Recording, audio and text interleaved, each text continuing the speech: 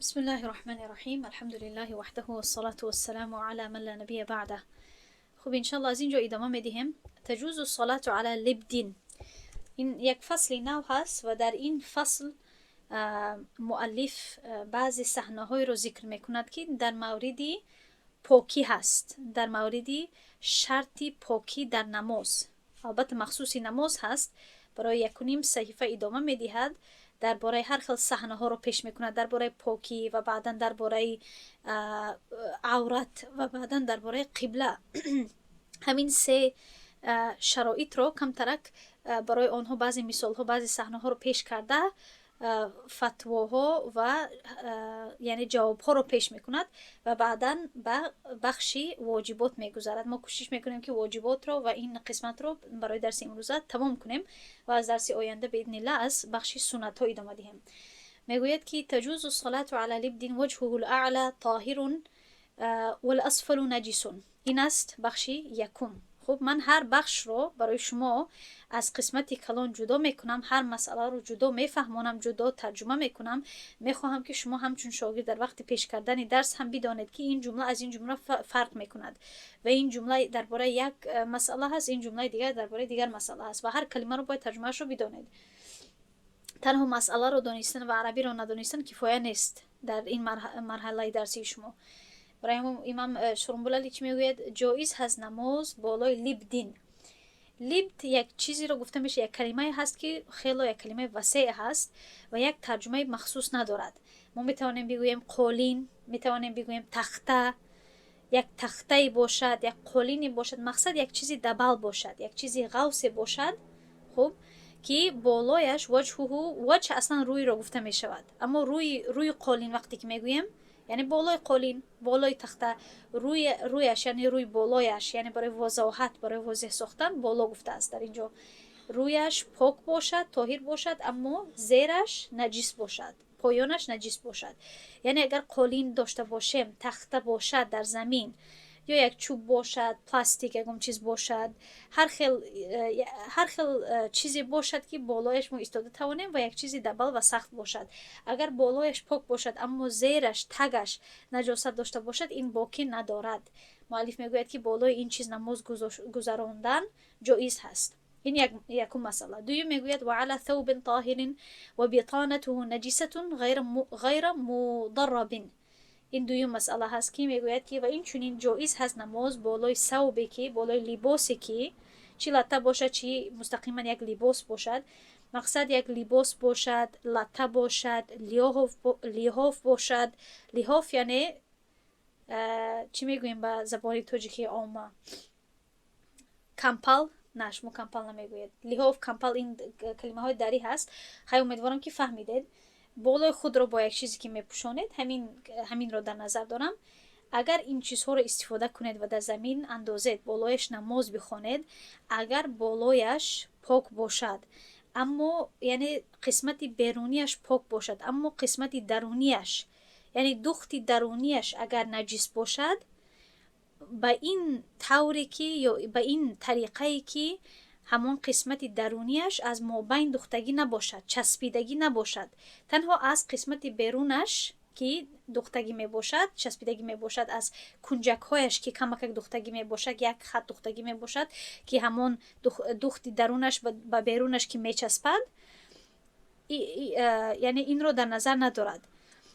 میگوید که غیر مضربتین یعنی که از مابین دخته نباشد، چون که لحاف ها یا اینکه روی پوش ها یا اینکه لباس ها، جامه ها، هر چیزی که باشد، لطه ها، بعضی لطه های غوص که می باشد، بیرونش یک متریال دیگر می داشته باشد، یک تیکه دیگر می داشته باشد که برای خوشرویی، برای زیبایی کمتر غوصتر می باشد، اما در درونش بعضی وقت با تیکه قطن، چی میگوید قطن رو؟ میدانید با تیکه سفید، مثلا تیکه سفید یا یک تیکه نازک در مابینش انداختگی می باشد. برای پخته. خب خب پخته هم میشود، اما یک چیز دیگر رو در نظر داشتم. پاپلین، بله پاپلین گفته میشود به فکرم.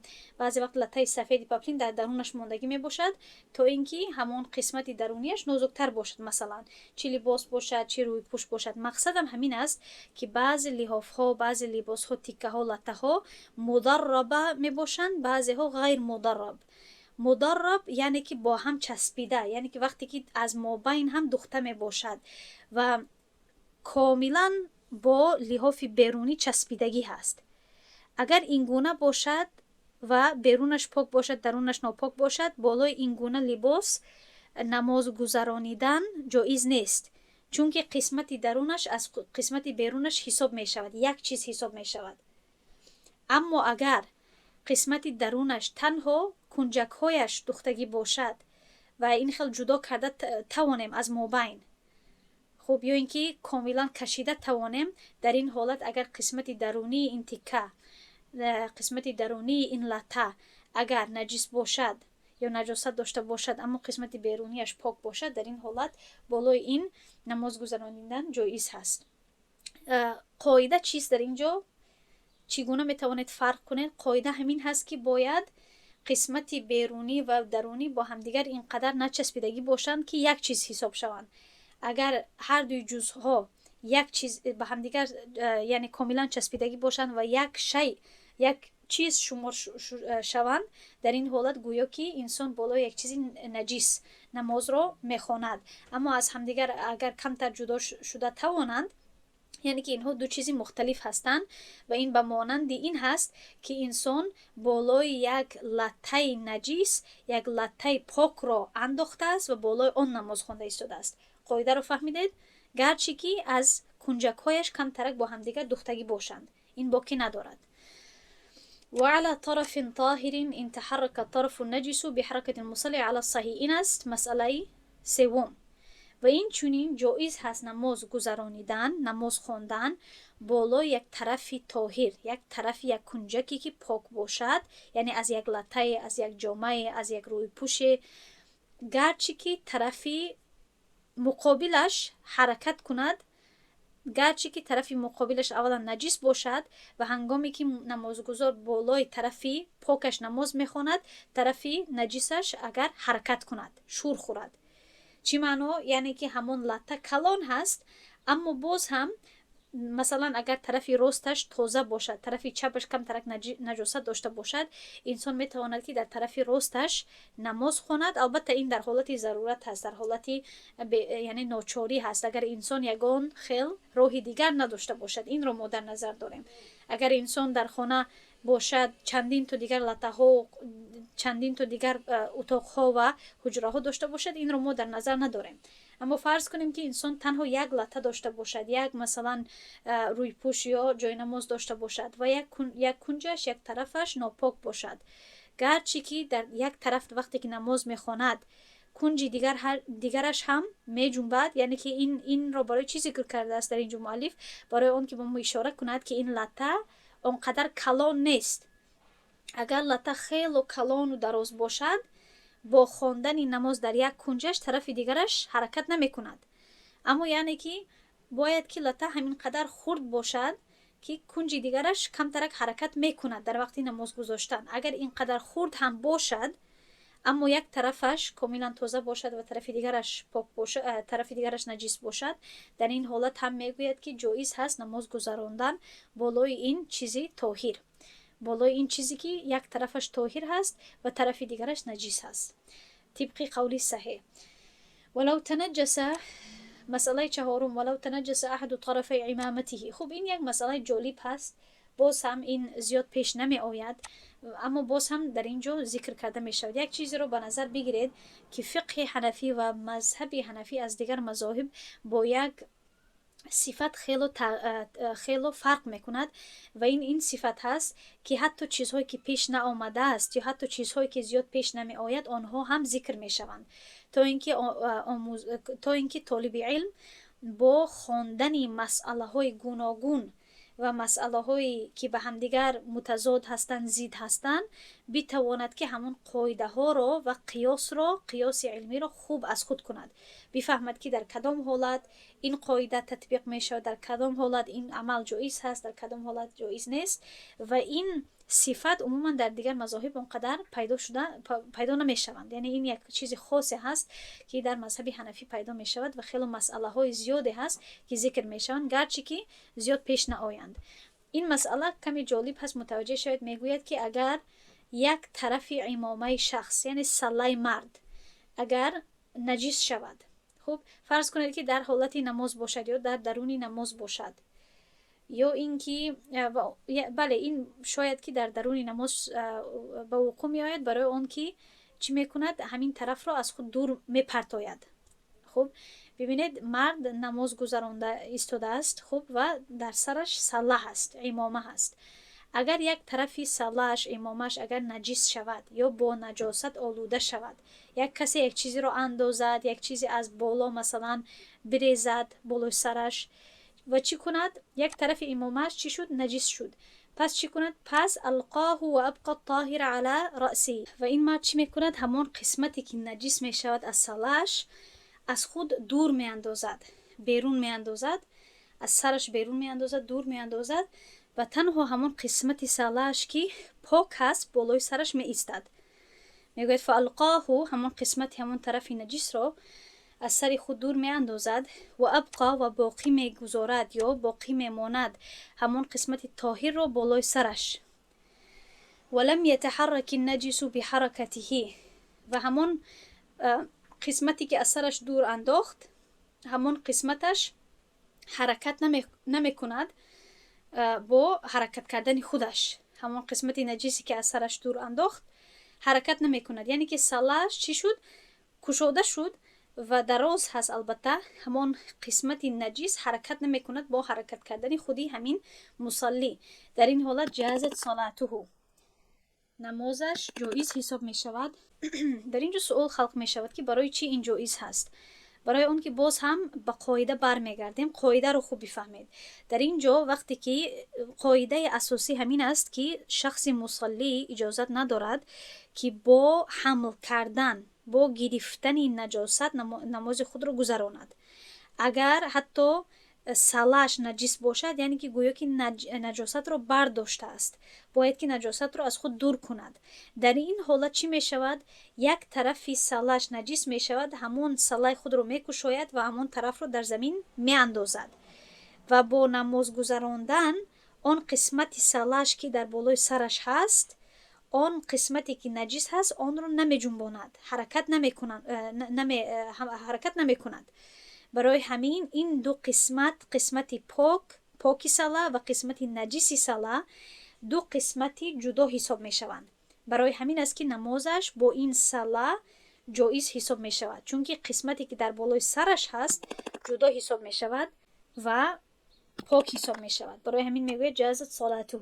بعدا مؤلف میگوید و این تحرک لا تجوز، و اگر طرف نجیسی سله اگر حرکت کند نمازش جایز حساب نمی شود. برای چی؟ برای اون که دو قسمت یک قسم حساب می شوند. اون قسمتی که نجیس هست، اون قسمتی سله که در زمین هست نجیس هست، چون که حرکت می کند با حرکت کردن قسمتی پاکش، هر دوی قسمت ها از یک بخش، از یک تیکه، از یک لطه حساب می شوند و این به مانندی می شود که مصلی نمازگزار یک نجاستی رو حمل کرده ایستاده است، برداشته است در وقت خواندن نماز. اکنون ادامه می دهیم به مسئله دیگر. میگوید و فاقد ما یزیل به النجاسه. و فاقد این اسم فاعل هست از گم کردن، گم کننده، یعنی که شخصی که گم کرده باشد، نداشته باشد. ما یزیل اون چیزی رو که بتواند با اون نجاست رو دور کند. یعنی اگر شخص چیزی برای پاک کردن نجاست نداشته باشد، یصلی معها، метавонад дар ин ҳолати зарурат, дар ин ҳолате ки хело зиёд пеш намеояд, метавонад ки бо ӯ, яъне ки бо наҷосат намозро гузаронад. Бо наҷосате ки дар либосаш ҳаст ё дар баданаш ҳаст, метавонад намози худро гузаронад. умуман агар наҷосат дар бадан бошад, мо метавонем ки бо хок, бо рег, бо як чизе аз бадани худ тоза кунем. аммо агар дар либос бошад ва инсон як либоси дигар надошта бошад ё чизе надошта бошад ки бо ҳамон битавонад ки либоси худро тоза кунад, дар ин ҳолат яъне ё ин ки тоза карда тавонад, аммо ҳамаш тоза нашавад, дар ин ҳолат метавонад ки бо ҳамон наҷосат намози худро гузаронад. вала иъадата алайҳи ва бар сараш ё бар зиммааш иода кардан, яъне ки такрор кардан ё бале такрор кардани намоз зарурӣ нест, чунки дар инҷо узр дошт.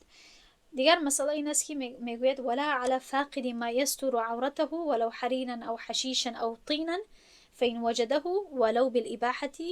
хуб, дар инҷо масъала хело дароз ҳаст ва ин як масъалаи дигар ҳаст ки яъне масъалаи шахсе ки гум карда бошад он чизе ки битавонад бо ӯ аврати худро бипӯшонад. шумо аллакай медонед ки як шарти хондани намоз ё сиҳати намоз ин пӯшондани аврат ҳаст. аммо агар шахс дар ин гуна як ҳолате бошад ки аврати худро пӯшонда натавонад, субҳаналлоҳ, яъне ин ҳатто то имрӯз пеш меояд, яъне уйғурҳо ҳам дар мушкилот ҳастанд, дар чандин давлатҳои ҷаҳон мусалмонҳо мутаассифона дар ҷангу дар зери ситаму зери зулм ҳастанд, баъзеҳо дар зиндонҳо, баъзеҳо дар ҷангҳо. ин ҳолат пеш меояд барои баъзеҳо ки чизеро агар касе чизе надошта бошад барои пурра пӯшондани аврати худ, ё чизе надошта бошад ё чизе мукаммал надошта бошад, чизи кифоя надошта бошад барои яъне пӯшондани аврати худ. дар инҷо мегӯяд валав ҳариран ав ҳашишан ав тинан, ҳатто чӣ надошта бошад, ҳатто агар абрешам надошта бошад ё ин ки алаф надошта бошад ва инчунин лой надошта бошад.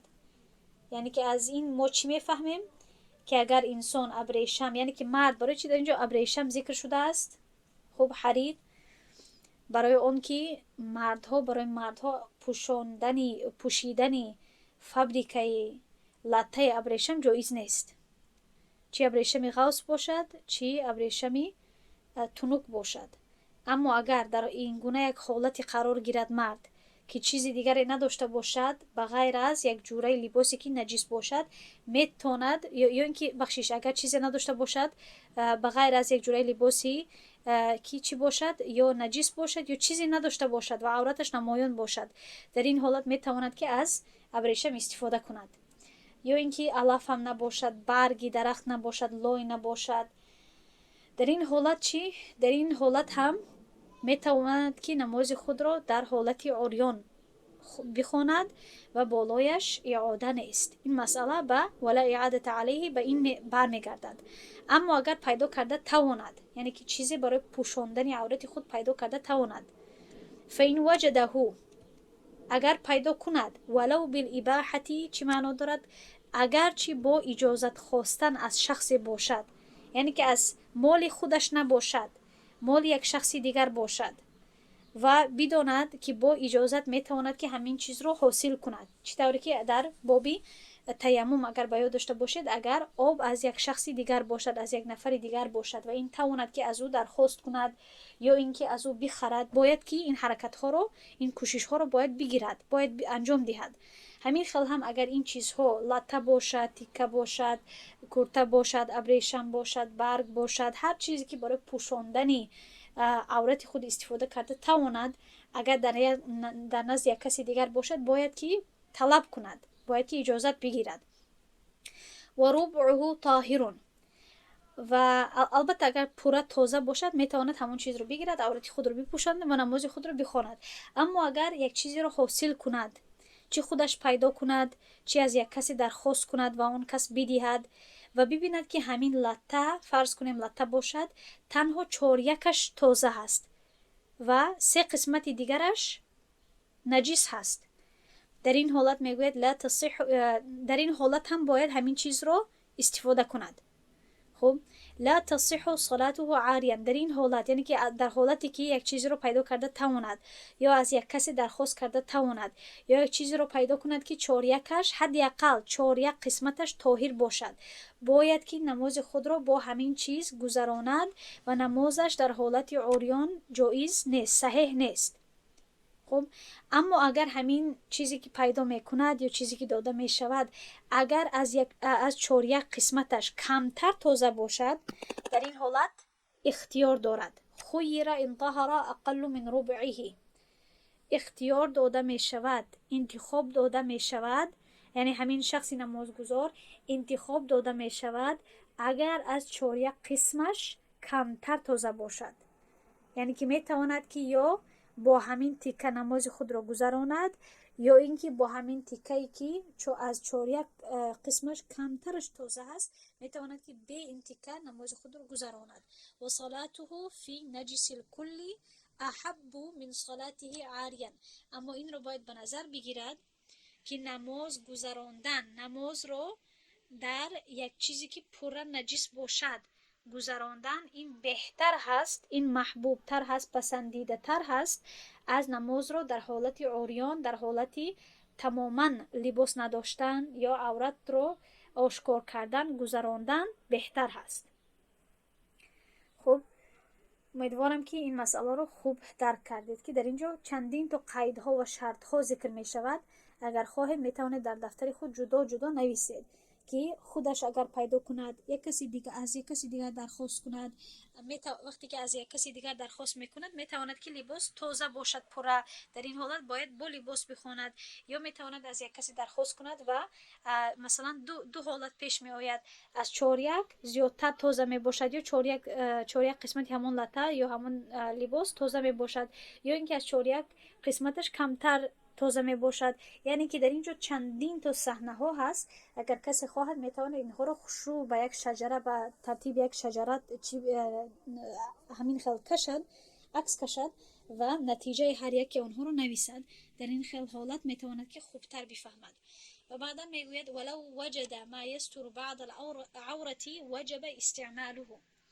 اکنون میگوید که اگر یک کمتر لطه رو پیدا کند یا چیزی رو پیدا کند که تواند که یک کمی از عورتش رو پوشاند، یک قسمتی عورتش رو پوشاند، یعنی که پورا عورت خود رو پوشانده نمیتواند، پورا کرته پورا لطه یعنی نیست، تنها یک تیکه یا اینکه یک لطه خرد هست، خیلی میده هست، در این حالت باز هم واجب هست استفاده کردنش. انسان اینگونه باید نگوید که من پورا عورت خود را به ویم پوشانده نمیتوانم، برای همین من این را پورا استفاده نمیکنم. نه، باید که تا همون حدی که این لطه میپوشاند تا همون حد استفاده کند و برای کدام قسمتش استفاده کند و یستر القبل و الدبر، و باید همین لطه میدهک رو باید برای پوشاندنی یعنی شرمگاهش استفاده کند. قبل و دبر، قبل یعنی عضو پیش رو گفته می شود، دبر عضو قفا رو گفته می شود، عضو پس رو گفته می شود. خب و باید همین یعنی شرمگاه خود رو باید پوشاند. فإن لم يستر الا احدهما، اگر تنها یک شرمگاه یک بخشی شرمگاه پوشیده می شود یا پوشیده شده تواند، یعنی لطه به حد کم باشد یا همین پوشاکی که پیدا کرده است خیلی کوتاه باشد، در این حالت بعضی علما میگویند که بهتر است که دوبر رو یعنی عضوی پس رو پوشاند، بعضی ها گفتند که نه عضوی پیش رو پوشاند بهتر هست. هر دوی قول موجود هست. البته الله سبحانه و تعالی ما رو در این حالت نگذارد، اما در حالتی که کسی در این حالت باشد یکی از همین دو قسمت رو پوشاند انشاءالله که تا حدی توانش کوشش کرده است. و بعدا میگوید و ندب صلاة العاری جالسا بالإماء مادا رجلیه نحو القبلة، مندوب هست، پسندیده هست، بهتر هست عاری یعنی شخص عریان نماز خود را در حالت نشسته گذراند با ایما یعنی که با اشاره کردن، مدن دراز کرده، رجلیه پایهایش نحو به طرف قبله، یعنی که بهتر هست که بشیند در حالت نشسته نماز خود را گذراند، پایهای خود را به طرف قبله دراز کند و یعنی خم نشود، نخیزد، خم نشود، تنها با اشاره نمازی خود را یا گذراند، یا اینکه تا این حد خم شود که همون عورتش نمایان نشود. چه طوری که ما پورا به سجده می رویم یا به رکوع می رویم این گونه نکند. همون عورت خود را، شرمگاه خود در زمین نگاه دارد، در زمین یعنی چی کند، استوار نگاه دارد و یعنی کوشش کند که خود را زیاد حرکت ندهد. فإن صلى قائما بالإيماء أو بالركوع والسجود صح. اما امام شرنبولاری میگوید که اما اگر کسی در حالت ایستاده با اشاره یا اینکه در حالت رکوع یا اینکه سجود نماز خود را گذراند، باز هم صح، نمازش قبول می شود. خب در اینجا اکنون امام شرنبولاری وضاحت می دهد که عورت مرد و زن کدام قسمتی بدن آنها می باشد و این را من الکی ذکر کردگی هستم برای شما، اما باز یک بار دیگر در اینجا میگذاریم. چی میگوید؟ میگوید که و عورت الرجل ما بین السرة و منتهى الرکبه. عورت مرد از ناف سر شده یا آن چیزی که مابینی، این اصلا چی معنی داره؟ آن چیزی که مابینی، همین کلمه مابین هم کلمه عربی هست که از دو کلمه عباره هست، ما و بین، ما بین، آن چیزی که در مابین هست.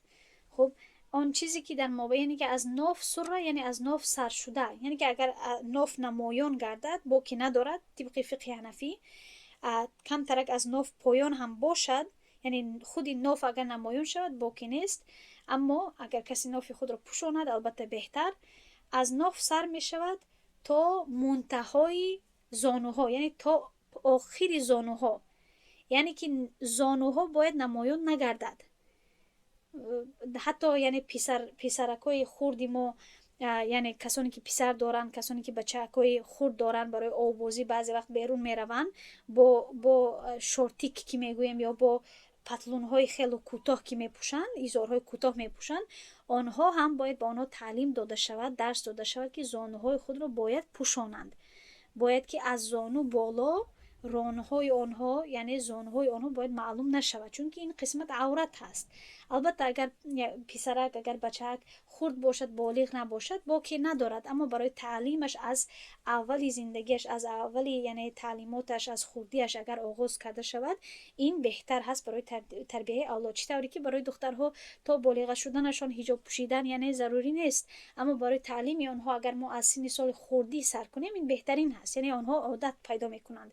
همین خیل هم وقتی که پسرک برای آوازی باشد، برای هر چیزی که باشد، اگر یعنی تنها اگر ایزارچه پوشند، در این حالت باید ما با آنها تعلیم دهیم که از پایان نافشان سر شده تا آخر زانوهایشان باید آنها پوشانند، پوشیده نگه دارند، زانوهای آنها باید نمایان نشود. و البته برای مردهای کلان البته که در اینجا سوالی نیست، باید که آنها یعنی پوشند این قسمت رو، یعنی که اگر ناف نمایان گردد باکی نیست، اما زانوها باید نمایان نگردد. خب و بعدا میگوید و تزید علیه الامه البطن و الظهر.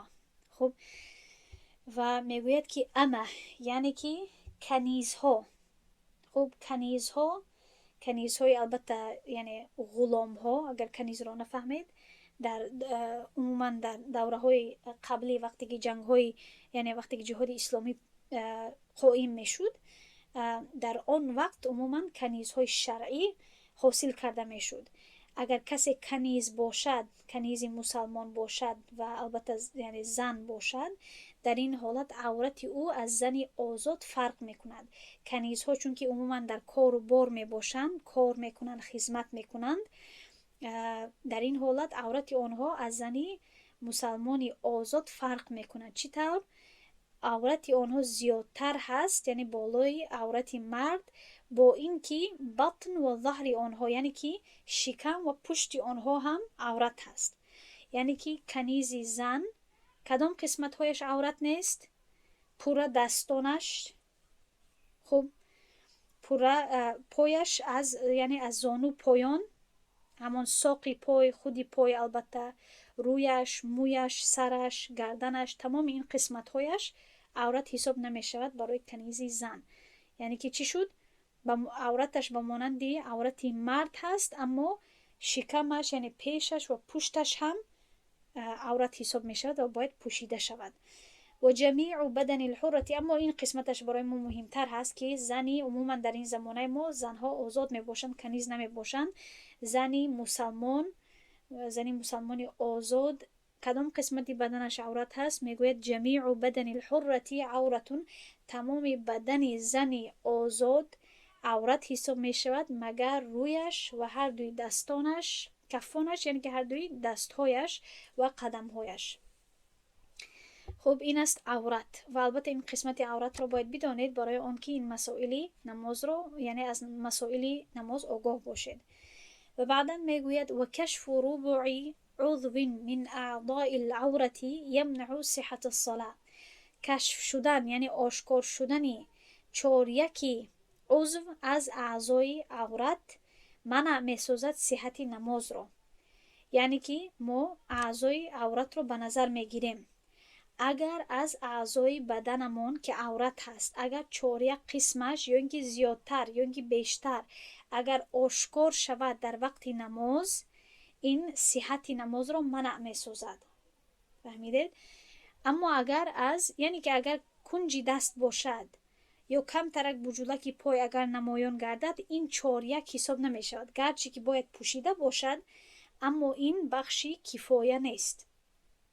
خب عموما زنها اگر بجولک پایشون معلوم شود یا دستانشون معلوم شود، یعنی پیش دستشون جایی که استخوان دست هست، این قسمت باید البته نمایان نگردد، باید در وقت نماز پوشیده شود. و بعضی زنها یعنی عموما یعنی آشکار نگاه می‌دارند یا اینکه احتیاط نمی‌کنند، در وقت سجده کرده آستینشون بالا می‌شود یا ایزارشون بالا می‌شود. اما هدفم در اینجا چیست که امام شورانبولوی میگوید که برای باطل شدن نماز باید که حداقل چهاریک قسمی عضوی عورت باید نمایان گردد برای آنکه نماز قبول نشود. اما اگر از این قسمت کمتر باشد، دیگر مسئله رو ببینید. ولو تفرق الانكشاف على اعضاء من العورة وكان جملة ما تفرق يبلغ ربع اصغر الاعضاء المنكشفة منع والا فلا. میگوید که اما اگر کشوده شدن عورت تفرق یعنی فرق کند، یعنی که در جایهای گوناگون تقسیم شده باشد، یعنی که کم ترک دست، یعنی خودی دست نه اما از استخوان دست بالاتر، از بند دست بالاتر، من این رو در نظر دارم، یعنی که همون زیرا که میگویم از همون قسمت بند دست بالاتر، اگر یک کم ترک از بند دست بالاتر نمایان شود، از بند پای، از بجولک پای بالاتر کم ترک نمایان شود، کم ترک مویهای پیشی سر معلوم شود، یعنی که از چندین جایها چی شود؟ کشف شود عورت علی اعضاء، اعضاهای یا عضوهای عورت فرق کند، یعنی که چندین قسمتهایش کشف شود نمایان گردد. و کان جمله ما تفرق، و تمام آن قسمتهای گوناگون، آن قسمتهای جدا اگر یبلغ برسد چهاریک قسمتی از همه عضوی خردترین منکشفه، یعنی از همه عضوی خردترینی که کشف می شود یا نمایان می شود، یعنی که برابر شود جمعاً آنها با یک چهاریکی خردترین عضو عورت اگر برابر شود، در این حالت نماز منع می شود، یعنی که نماز باطل می گردد. اما اگر برابر نآید نماز باطل نمی شود. خب برای همین در اینجا مسئله عمیق‌تر می شود، مسئله خیلی یعنی با تفصیل تر می شود که ما تمام بدن را باید جدا حساب کنیم. خب مثلا دستها عضوی جدا حساب می شوند، پایها عضوی جدا حساب می شوند، شکم عضوی جدا، پشت عضوی جدا، البته خودی شرمگاه این از همه عورت کلان هست، سر عضوی جدا. اگر کم ترک یعنی مکانهای مختلف و مکانهای گوناگون یعنی عورت معلوم شود از مکانهای گوناگون و اگر ما یک جایه آنها را حساب کنیم، اگر خیلی قسمتی کلان باشد که برابر شود با یک چهاریکی عضو خردترینمون، در این حالت نماز باطل می شود. اما اگر برابر نشود با یک چهاریک، در این حالت نماز باطل نمی شود.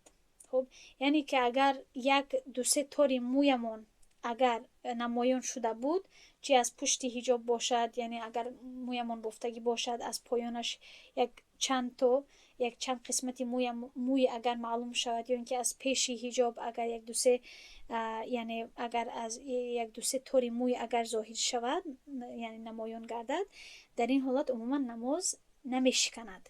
اما این معنای آن را ندارد که ما به احتیاطی کنیم و ما یعنی توجه ندهیم در آماده کردن خود برای نماز. باید احتیاط کرده شود. خب اکنون ادامه میدهیم.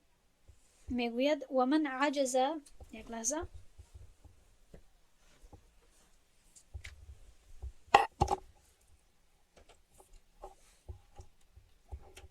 میگوید و من عجز عن استقبال القبلة لمرض. اگر کسی، اکنون درباره قبله میگوید که اگر کسی از سبب بیماری نتواند که روی به طرف قبله کند، او عجز عن النزول عن دابته، یا اینکه نتواند که از یعنی سواری خود پایان شود، یعنی از بالای واسطه سواری اگر نتواند که پایان شود، فرود آید، او خاف عدوا، یا اینکه از دشمنی بترسد، فقبلته جهت قدرته و امنه، پس در این حالت قبله او همان سمت است که به آن قادر هست و برای آن امن باشد. البته این از سبب بیماری و دیگر عذرها هست. اکنون اما در این حالت میداند قبله به کدام طرف است، تنها روی به قبله کردن نمیتواند. اما در این حالت و من اشتبهت علیه القبلة ولم یکن عنده مخبر ولا محراب تحرى.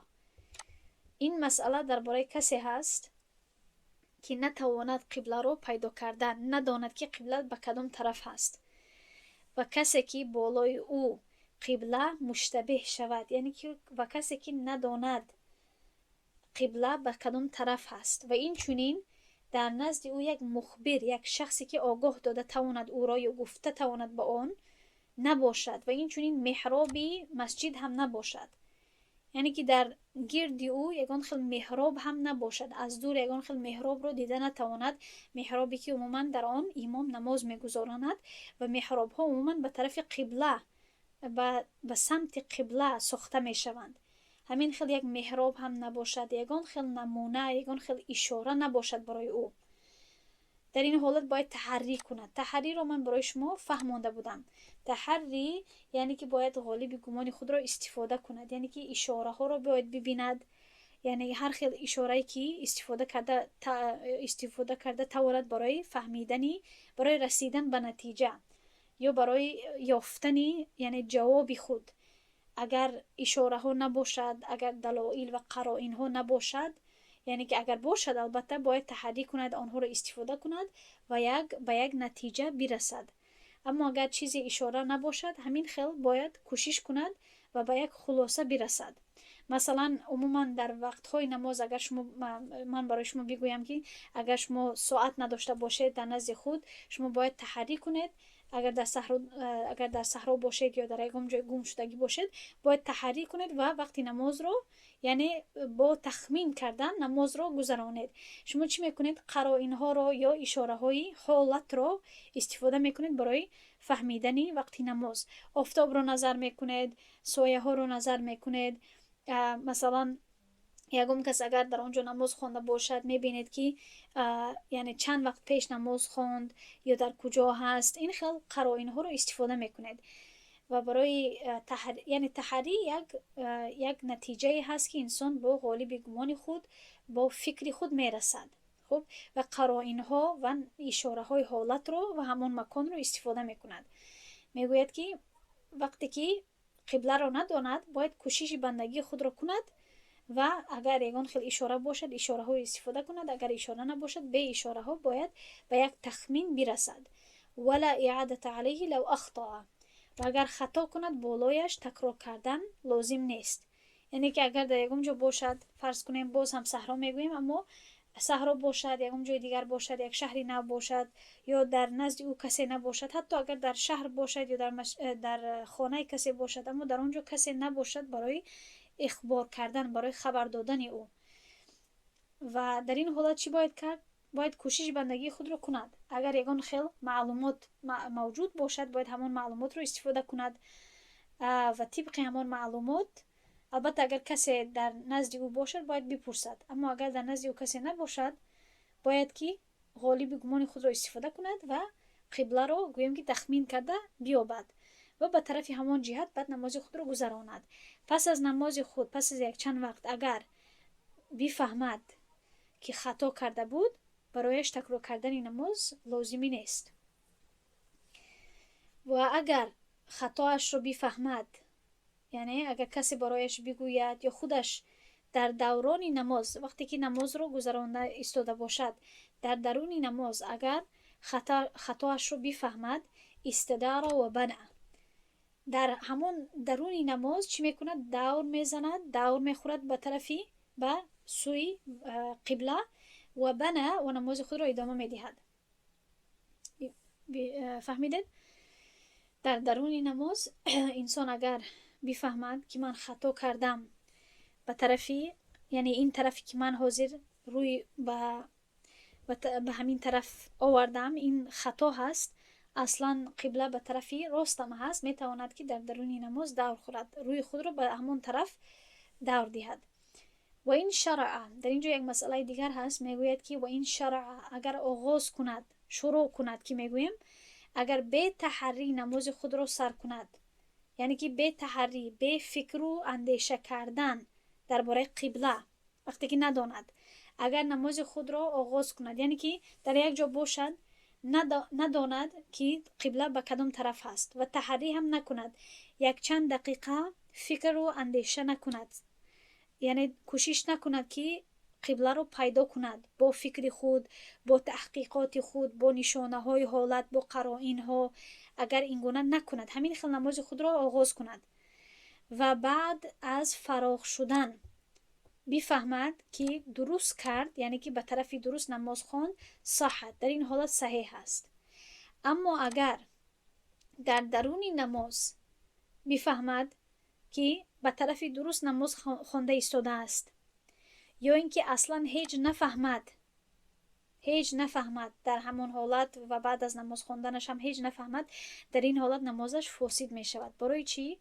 برای اون که به تحری نماز خود را آغاز کرد، به تحری نماز خود را آغاز کرد و تا حال نمازش به انتها نرسیده است و تحری کردن برایش واجب بود، برای که واجب را ترک کرد و به فکر و اندیشه، به تحقیقاتی طرف قبله نماز خود را آغاز کرد. اگر در درون نماز بفهمد که به طرف درست نماز خوانده ایستاده است، یا اینکه هیچ نفهمد چون که نماز خود را به تحری آغاز کرد، نمازش باطل می شود. خب و میگوید ولو تحرى قوم جهات و جهلوا حال امامهم یجزئهم.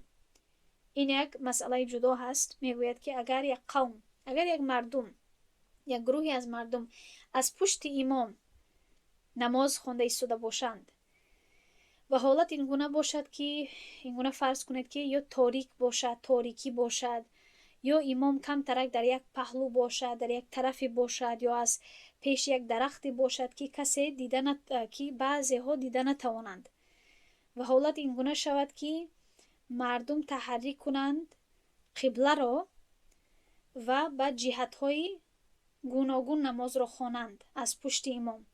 در این حالت همون خود امام به طرف قبله بودن برای آنها یجزئهم کفایه میکند. فهمیدین؟ این یک حالتی هست که البته عموما پیش نمی آید، اما فکر کنید تاریکی باشد، از چی سبب نمیدانم، آنها با یکدیگر گپ زدن نتوانند یا گپ زنند اما به نتیجه های مختلف رسند. بعضی ها گویند که نه قبله این طرف هست، به فکرم امام این طرف به این طرف نماز میخواند، بعضی ها بگویند که نه به طرف دیگر، و از پشت امام مردم به جهت های گوناگون نماز خوانند.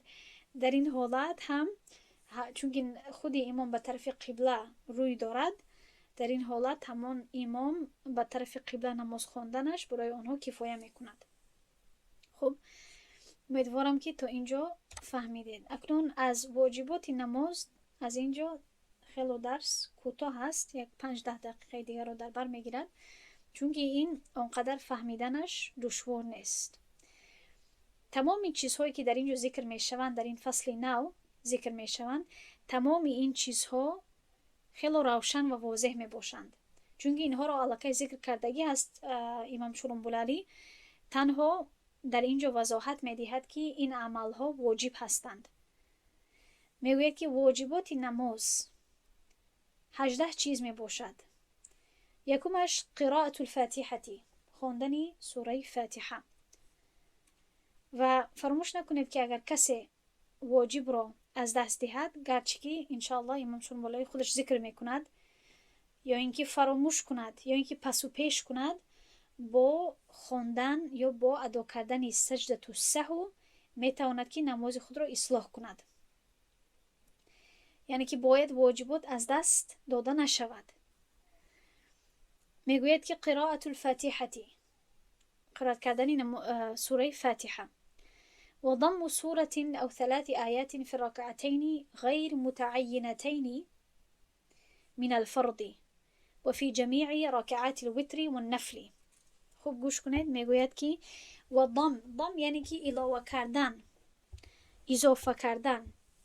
اضافه کردن یک سوره یا اینکه حداقل 3 آیت در 2 رکعت های نماز فرضی که معین نیستند. یعنی که میگوید یعنی که در اینجا هدفش این نیست که 2 رکعت اول معین نیست، بلکه میگوید که خودی همین خواندن یک سوره یا 3 آیت ها اینم واجب هست، گرچه که خواندن این سوره باید که در 2 رکعت اول نماز فرضی باشد. برای همین در اینجا که میگوید غیر متعینتین، هدفش این نیست که فرق نمی کند در کدام 2 رکعت خوانده می شود، بلکه واجب هست که باید در نمازهای فرضی در 2 رکعت‌های اول باید یک سوره با فاتحه خوانده شود. اما میگوید که این شرط دوم درباره رکعت‌ها نیست، بلکه درباره خود خواندن یک سوره هست. این رو در نظر دارد در اینجا. فهمیدید؟ و علاوه کردن، اضافه کردن یک سوره یا 3 آیت ها در رکعت‌های 2 رکعت نماز فرضی، و البته در اینجا بعد میگوید که این 2 رکعت باید در 2 رکعت‌های اولی نماز فرضی خوانده شود. و یعنی که حداقل میگوید در 2 رکعت‌های نماز فرضی و در تمام رکعت‌های نماز وتر و نفل. و ببینید در اینجا در شرط سوم یا اینکه در یعنی در رقم سوم میگوید و تعیین القراءتی فی الاولیین من الفرض، یعنی که همین قرائتی سوره اضافه یا اینکه 3 آیت ها باید که در 2 رکعت اولینی نماز فرضی باید خوانده شود، نه اینکه در 2 رکعت آخرانی نماز فرضی اگر 4 رکعت داشته باشد. خب این شد، این هم واجب شد. و میگوید و تقدیم الفاتحه علی السوره، و خواندن سوره فاتحه پیش از یک سوره دیگر این واجب هست، باید سوره فاتحه اول خوانده شود. و ضم الانف للجبهه فی السجود، و ضم در اینجا من گفته بودم که علاوه کردن، اضافه کردن، در اینجا ضم به یک معنای دیگر می آید، یعنی که گذاشتن یا اینکه همراه کردن. خب همراه کردن، فشار دادن. خب فشار دادن یا همراه کردن یا گذاشتن بینی للجبهتی، این رو یعنی با پیشانی ترجمه کنید درست می شود. بینی و پیشانی در سجده، یعنی که باید در زمین، آنها باید در سجده گذاشته شوند، در زمین باید هر دوی آنها باید گذاشته شود. و والاتيان بالسجدة الثانية في كل ركعة قبل الانتقال لغيرها. اتیان آوردن، بجای آوردن، میگوید که بجای آوردن سجده دوم در هر رکعت پیش از منتقل شدن، پیش از گذشتن به دیگر، یعنی که به دیگر رکن نماز یا به دیگر عمل نماز. یعنی که اگر باید داشته باشید، یعنی ما وقتی که سجده میکنیم سجده یکم هست و بعدا سجده دوم هست. سجده دوم رو ادا کردن واجب هست در هر رکعت پیش از و دیگر عمل نماز گذشتن. اگر کسی ادا نکند و به یادش رسد دیرتر در نماز، باید که این را اضافه کند و بعدا سجده سهو کند. والاطمئنان فی الارکان، و تمام رکنهای نماز رو برای شما آسان اگر کرده بگویم، تمام عملهای نماز رو باید که با اطمینان ادا کند. یعنی که تا این قدر با آهستگی و با آرامی باید انجام دهد که همان مفصلهایش در جایشون دوباره برگردند. یعنی که انسان باید وقتی که خم می شود، راست می شود، تمام عضو بدنش باید به جایهای خود دوباره قرار گیرند. با آرامی باید بخوانند، با آرامی باید هر رکن رو و هر عمل رو باید انجام دهد که رکوع به مانند رکوع شود. یعنی وقتی که بدنش حرکت میکند برای رکوع رفتن، دوباره تمام مفصلهایش، تمام بدنش ساکن می شود در حالت رکوع.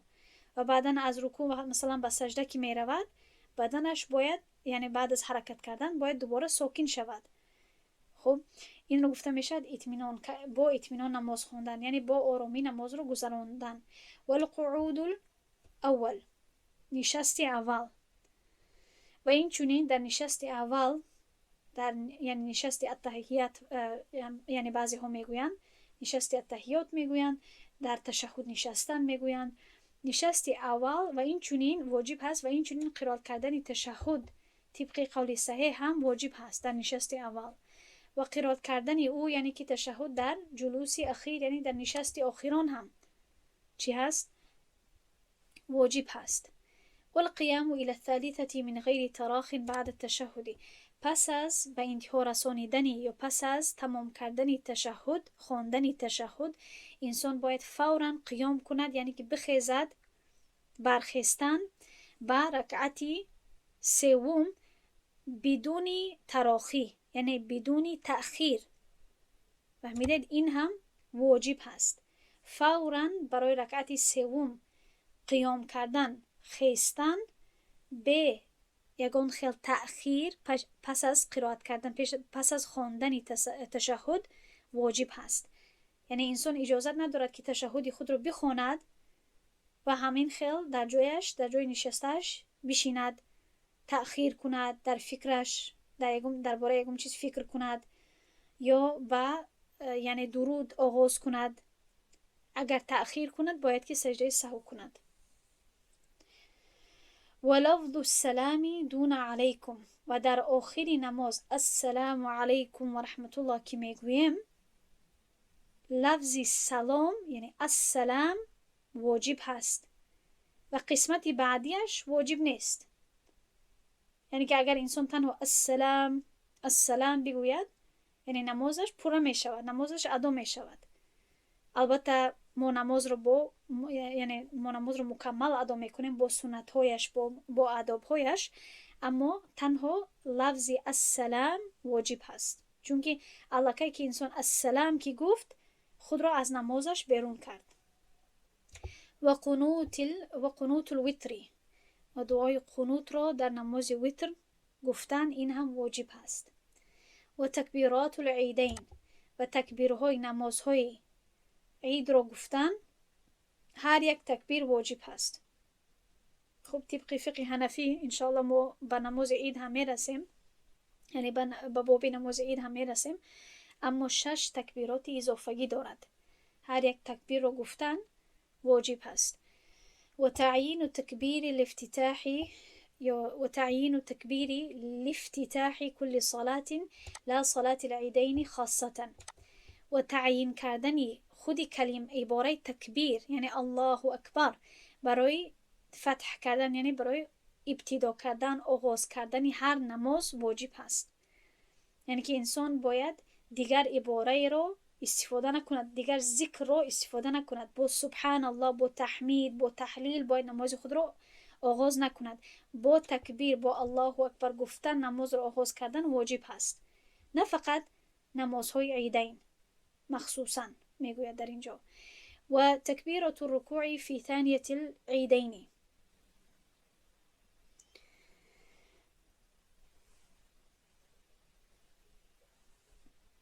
و این چنین میگوید تکبیری رکوع در رکعت دویومی عیدین، نماز عیدین. یعنی عیدین یعنی نماز عید، چون که دو وقت خونده میشه، دو بار خونده میشه در یک سال، عید الفطر و عید الاضحی. میگوید که در نماز عید تکبیر رکوع رو گفتن در رکعت دوم، در رکعت دوم نماز عید هم واجب است. و 17 میگوید و جهر الامام بقراءة الفجر و اولیه العشاءین ولو قضاء والجمعة والعیدین والتراویح والوتر فی رمضان. اینش آسان هست، چون که شما میدانید که بعضی نمازها جهرن یعنی که بلند خونده میشوند، مخصوصا یعنی امام بلند میخواند، و بعضی نمازها خاموش خونده میشوند. برای همین این 17 و 18 درباره بلند و خاموش خواندن هست. میگوید که امام در نماز قرائت خود را بلند میگوید، بلند میخواند در پوره نماز فجر، چون که تنها 2 رکعت دارد، یعنی 2 رکعت فرضی دارد، و در 2 رکعت اولی عشاءین. عشاءین یعنی که 2 عشاء، یعنی که مغرب و عشاء رو در نظر دارد. بعضی وقت هر دو این نمازها رو وقتی یک جای گفته می شود 2 عشاء گفته می شود. چطوری که مثلا وقتی که ما به عربی آب و خرما رو، یعنی نام آب و خرما رو گفتن می خواهیم، ما می گوییم اسودین، 2 سیاه، چون که خرما سیاه هست، آب البته سیاه نیست، اما ما نام یکی رو به دیگر هم تطبیق میکنیم، به دیگر هم استفاده میکنیم. چطوری که مثلا وقتی که اشاره به ابوبکر و عمر رضی الله عنهما می باشد، یعنی وقتی که ما میخواهیم که ابوبکر و عمر رو در یک کلمه بگوییم، ما میگوییم عمرین، 2 تا عمر، گرچه که نام یکش عمر بود و نام دیگرش ابوبکر بود. فهمیدید؟ این یک گویم که یک رواج یا یک طرزی گفتگوی عربی می باشد. و در 2 رکعت اولی مغرب و عشاء، فهمیدید؟ در 2 رکعت اولی نمازی مغرب، چون که 3 رکعت تنها دارد، و عشاء چون که 4 رکعت دارد، یعنی که در این 3 نمازها ما چی کردیم؟ در 2 رکعتی آنها امام چی کرد؟ بلند قرائت کرد سوره رو، سوره فاتحه رو با یک سوره دیگر، گرچه که قضاءً هم باشد. و این چونی نماز جمعه رو باید که بلند بگوید، باید که بلند قرائت کند. و نماز عیدین رو هم، نماز تراویح و وتر رو در رمضان تنها، البته تراویح تنها در رمضان می باشد، وتر رو هم بلند میگوید، بلند قرائت میکند در رمضان. و کدام نمازها را امام خاموش قرائت میکند؟ والاسرار، اسرار یعنی با خاموشی قرائت کردن، در نماز ظهر، در نماز عصر. و فیما بعد اولیه العشاءین، و در 2 رکعت آخرانی، یعنی رکعت 3 و 4 مغرب و عشاء. و نمازهای نفلی روزانه. و ببینید منفرد، کسی که تنها نماز خود را میگذراند، یعنی که زنها عموما، یا اینکه اگر مرد در جماعت نماز خود را نگذرانده باشد، اگر تنها خونده یعنی میخواند، در این حالت مخیرون فیما یجهر، اختیار دارد در مورد آن نمازهایی که بلند خونده میشوند، یعنی که اگر خواهد میتواند کمتر بلندتر خواند، اما در نمازهای خاموش یا اینکه در نمازهای پست باید که پست بخواند، در نمازهای بلند میتواند که بلندتر خواند.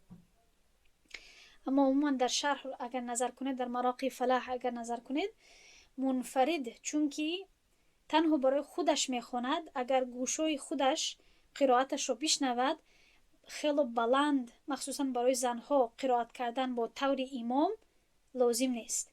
با مانند متنفل باللیل، با مانند شخصی که تنها در شب نمازی نفلی میخواند. و جمله آخران برای درس امروزه میگوید ولو ترک السورة فی اولیه العشاء قرأها فی الاخرین مع الفاتحة جهرا. اگر شخص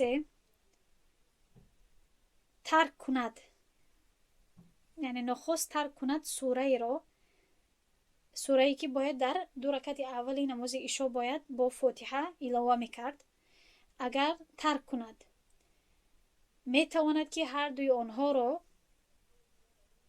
در 2 رکعت آخرانی نماز عشاء قرائت کند با فاتحه در حالت قرائتی بلند، یعنی اگر امام باشد.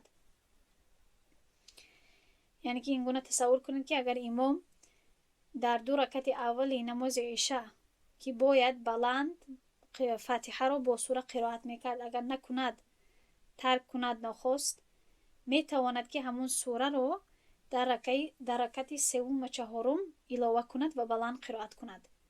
برای چی بلند میگه؟ برای اون که امام یعنی عموما یعنی امام رکعت سوم و چهارمی نماز عشاء رو خاموش میخواند، اما از سببی که در اینجا پس و پیش میکند اجازت دارد که در رکعت سوم و چهارم همون فاتحه رو با سوره بلند خواند برای اصلاح کردن خطای خود. ولو ترک الفاتحه، اگر نخست فاتحه رو ترک کند، لا یکررها فی الاخرین، دوباره تکرار نمی کند در 2 رکعت آخران، یعنی که فاتحه رو 2 بار نمی خواند در رکعت سوم و چهارم، همون 1 باری که باید برای رکعت سوم و چهارم بخواند کفایه می کند. ان شاء الله درس ما تو همین جو. سبحان الله وبحمده، سبحانك اللهم وبحمدك، نشهد ان لا اله الا انت، نستغفرك ونتوب اليك. السلام عليكم ورحمة الله وبركاته.